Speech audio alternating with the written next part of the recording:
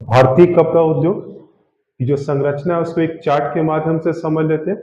तो भारतीय कपड़ा उद्योग को अगर हम एक चार्ट के माध्यम से समझे तो इसके अंतर्गत क्या क्या आ जाएगा। सबसे पहले सूती कपड़ा, मानव निर्मित या रेडीमेड कपड़ा, रेशम, ऊनी और पटसन। इसके बाद अगर हम इसका पुनः विभाजन करें सूती कपड़ा में तो यहाँ पे संगठित क्षेत्र और दूसरा असंगठित क्षेत्र। संगठित क्षेत्र के अंतर्गत सूती कपड़े की जितने भी मिलें या कॉटन मिल्स है वो सारी चीजें आ जाती हैं। और असंगठित क्षेत्र की अगर हम बात करें तो इसके अंतर्गत दो चीजें आती हैं, हस्तकरघा या हैंडलूम और दूसरा पावरलूम्स, यानी कि ऐसे क्षेत्र जहां पे ऊर्जा से कपड़ा बनाने की मशीन लागू होती है।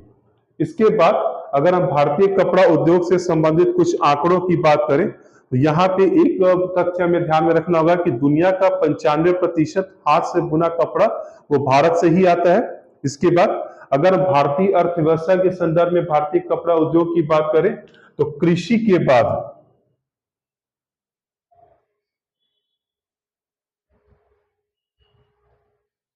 भारतीय कपड़ा उद्योग रोजगार प्रदान करने का सबसे बड़ा क्षेत्र है यहाँ पे।